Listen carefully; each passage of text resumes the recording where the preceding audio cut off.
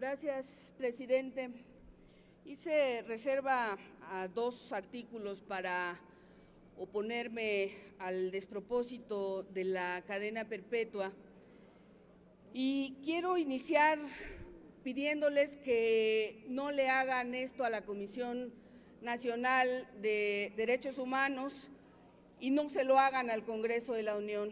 Van a obligar a el Ombuds Nacional a que meta una acción de inconstitucionalidad por este tema, si es que, y no tengo duda, hace su trabajo.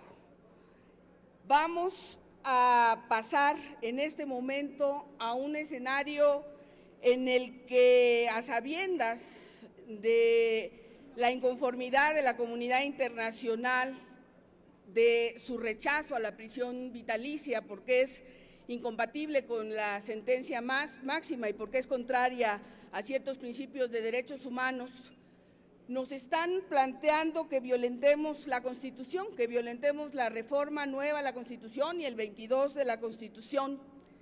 Ya les mostramos en la Comisión de Justicia que la pena vitalicia viola los artículos 9 de la Declaración de Derechos Humanos, el Pacto Internacional de Derechos Civiles y Políticos, la Convención Americana de Derechos Humanos, lo que coloquialmente se dice el Pacto de San José. Ya probamos que viola los principios y buenas prácticas sobre la protección de las personas privadas de la libertad en América.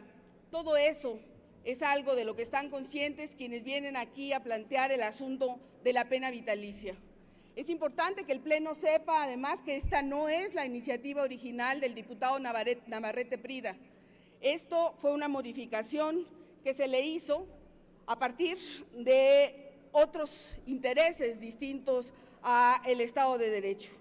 Creo que quienes proponen esta reforma son conscientes de que ni la pena de muerte ni la pena vitalicia resuelven en nada la criminalidad, lo saben que no inhibe en nada la incidencia de delito, que eso se logra con atrapar a los culpables, con sentenciarlos correctamente y con mantenerlos en la cárcel, que es lo que el gobierno no puede hacer. Saben que se viola el artículo 25, puntualmente se viola el artículo 25 del Código Penal que están planteando que reformemos. Pero nada de eso les importa a quienes están planteando esto. Por encima de la ley, por encima de la lucha contra la impunidad, están otros intereses.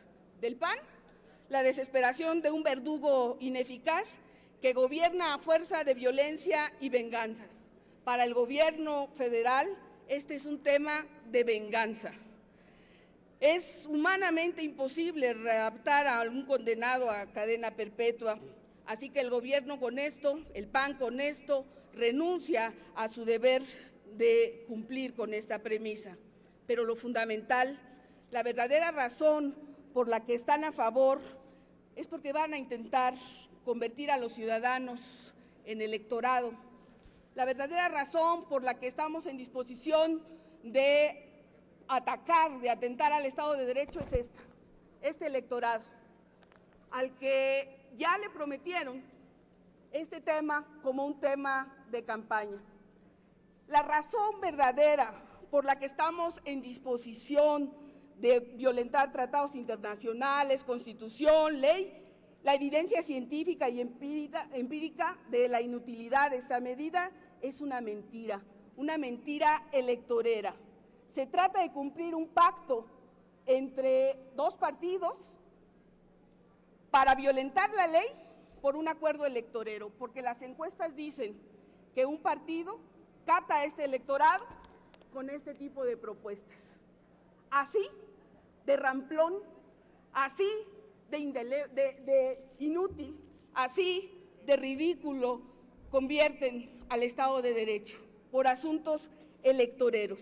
No importa que el tema sea un tema de derechos humanos, no importa la reflexión profunda sobre la violación a la Constitución. Lo que importa son los votos, lo que importa es lo que dicen las encuestas y lo que importa es lo que ya prometieron en campaña, lo que importa es que ya están los spots en la tele, lo que importa es que ya está una gran campaña en medios y hay la promesa del partido mayoritario de cumplirle a su aliado para que vayan a las elecciones. Esto vale el Estado de Derecho, esto vale la Constitución y esto valen los derechos humanos en el país. Por esta mentira es que estamos en este escenario. Presidente, leo las reservas para quienes tengan aún el decoro de defender el Estado de Derecho por encima de los asuntos electorales. Las reservas a la fracción cuarta del artículo 10 y al artículo 11 para quedar como sigue. Artículo 10. Se sancionará el secuestro con las penas siguientes. Fracción cuarta, con la pena de 35 años o 60 años de prisión y de 6,000 a 9,000 días de multa, ¿cuándo? Etcétera. Y al artículo 11 se sancionará con pena de 40 a 60 años de prisión y de 10,000 a 12,000 pesos de multa a los autores que participen del secuestro o que priven la libertad de las víctimas. Esa es la reserva, presidente. Señora diputada, hay 3 preguntas que quieren formular cada uno de los siguientes diputados: Jaime Cárdenas Gracia, José Narro Céspedes y Pablo Escudero. ¿Las acepta usted? Las 3, presidente, con gusto. Muchísimas gracias. El diputado Cárdenas Gracia. Gracias, presidente. Gracias, diputada. En ese pacto del que usted habla entre el PRI y el Partido Verde para establecer en este dictamen la pena de prisión vitalicia, ¿no se trataría también, le quiero preguntar, diputada, pensando en que alguno de esos partidos o esa coalición llegara al gobierno federal, que es el primer paso para volver a restablecer? Ya sabemos que no se puede, conforme al artículo 4 de la Convención Americana de Derechos Humanos, pero intentarán restablecer tal vez la pena de muerte en ese camino hacia el endurecimiento del sistema penal en México. De hecho, diputado, estoy con usted al condenar a los culpables, esperemos que sean los culpables, porque también conocemos de las sentencias y muchas a los no culpables.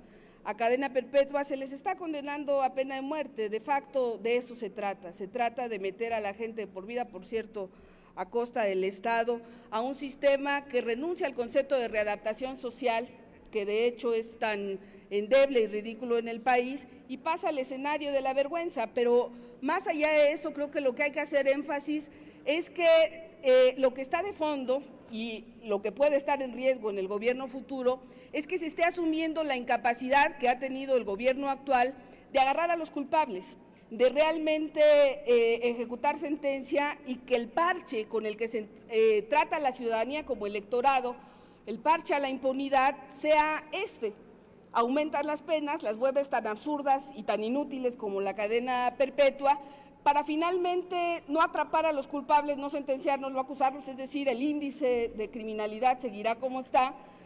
Baste recordar que de los 190 casos que hay de delitos a periodistas, solo hay 2 culpables sentenciados. Así de inútil es el sistema, y en vez de reforzar eso están buscando la salida fácil. Tiene la palabra el diputado José Narro Céspedes.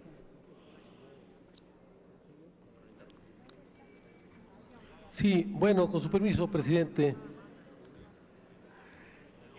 Inicialmente nosotros pensamos que el planteamiento del endurecimiento de las penas en buena medida tiene que ver con el fracaso del Estado policíaco, diputada. Pensamos que cada vez se plantea utilizar medidas más punitivas. La Constitución dice en su artículo 22: quedan prohibidas las penas de muerte, de mutilación, de infamia, la marca, los azotes, los palos, el tormento, cualquier especie, la multa excesiva, la confiscación de bienes y cualquier otra penas inusitadas y trascendentales. Sobre esto medio ha resuelto también la Corte. Nos preocupa que, bueno, señalando esto la Constitución, bueno, entendemos que algunos casi las quisieran quitar, estas prohibiciones, porque lo que están planteando es que ante la incapacidad, ante la falta del uso de la inteligencia policíaca, lo que están planteando prácticamente es medidas cada vez más ineficientes. Pero también dice la Constitución en su artículo 18 que las penas se deben de dar en base el sistema penitenciario se organizará en base al respeto a los derechos humanos, del trabajo, de la capacitación para la misma, la educación, la salud y el deporte, como medidas para lograr la reinserción del sentenciado a la sociedad. Entendemos que este es el objetivo fundamental del sistema penitenciario plasmado en la propia Constitución. ¿Cuál sería el objetivo de esta prisión vitalicia? Porque entiendo que no está en este planteamiento de la Constitución, y nos preocupa que un delincuente que haga un secuestro va a preferir a lo mejor generar un homicidio para entonces que el homicidio puede prescribir y ya no sea acusado por secuestro. Creo que es un problema grave lo que se está planteando ahora, entendiendo que lo que se está proponiendo es una medida que afecta que de alguna forma ataca los derechos fundamentales del hombre, los derechos humanos, que vienen plasmados en el artículo 18 de la Constitución. ¿Usted qué plantea? ¿Por qué esta propuesta de la prisión vitalicia? Muchas gracias. Cuando el objetivo debe ser la reinserción social de los acusados.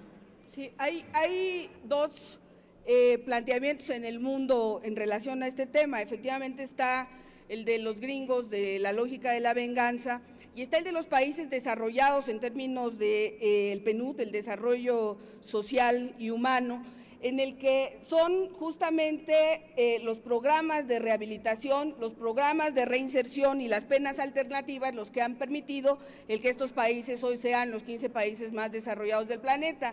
No es esta lógica barata de la venganza, que además efectivamente presenta un grave riesgo. En este momento, si se legislara en los términos en los que está planteado el dictamen en estos artículos, va a salir, para decirlo llanamente, más barato asesinar al secuestrado que plantearse el asunto del secuestro en estas condiciones, porque efectivamente uno tiene prescribilidad y la situación del secuestro es tal cual la plantea el dictamen. Ese es uno de los riesgos, pero por encima de ello, la inutilidad del tema se centra en que está probado mundialmente que la cadena perpetua no inhibe en porcentaje alguno la incidencia del delito, no tiene ningún impacto social, solo crea escenarios de venganza y de violencia como el de nuestro país del norte, y por el contrario, el concepto de readaptación social ha mostrado tener éxito, insisto,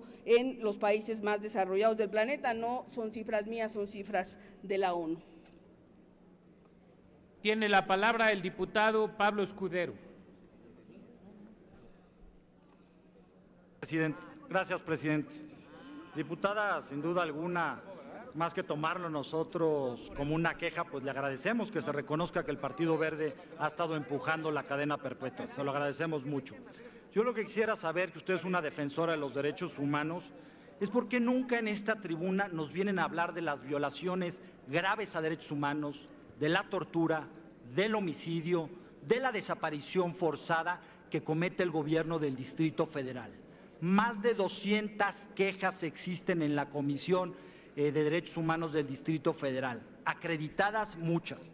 Recomendación 12, ejecución arbitraria, violación a la integridad del personal de los familiares directos de la víctima, autoridad responsable, Secretaría de Seguridad Pública del Distrito Federal. Recomendación 19, tortura, tratos crueles, inhumanos y degradantes infligidos por el Grupo Táctico Tiburón, autoridad responsable, Secretaría de Gobierno del Distrito Federal. ¿Por qué siempre hablar de las violaciones de derechos humanos del gobierno federal, que agradecemos, cualquier violación a derechos humanos es importante, pero por qué siempre hablar del gobierno federal y nunca del gobierno del Distrito Federal, que enfrenta una seria crisis respecto a los derechos humanos? Esa sería mi pregunta. Muchas gracias. Gracias, diputado. Presidente, respondo. Cuando fui asambleísta, cuando fui diputada local, me la pasé hablando de la violación a los derechos humanos del gobierno local. Hoy soy federal y en consecuencia le señalo al que corresponde. Pero además, sin perder de vista, diputado, que justicia de ninguna manera es venganza, que en el momento en el que nosotros empezamos a establecer sanciones como estas empezamos a parecernos a los delincuentes, que concebir un Estado de Derecho en el que se respetan los derechos humanos, en los que se está buscando la inclusión, en los que se está buscando un ambiente de armonía, pasa por imaginar un mundo en el que nosotros nos comportemos en forma distinta. Cuando en vez de encarcelarte te proponga, te sacudas la tristeza de los ojos, cuando vos, aplicador de la tortura, ya no puedas levantar ni la mirada, mi venganza personal será mostrarte estas manos que una vez vos trastornaste, vos torturaste sin lograr que abandonaran la ternura. Esa es la diferencia entre un Estado que entiende los derechos humanos y uno que no tiene otra herramienta que la venganza barata. Muchas gracias, diputada.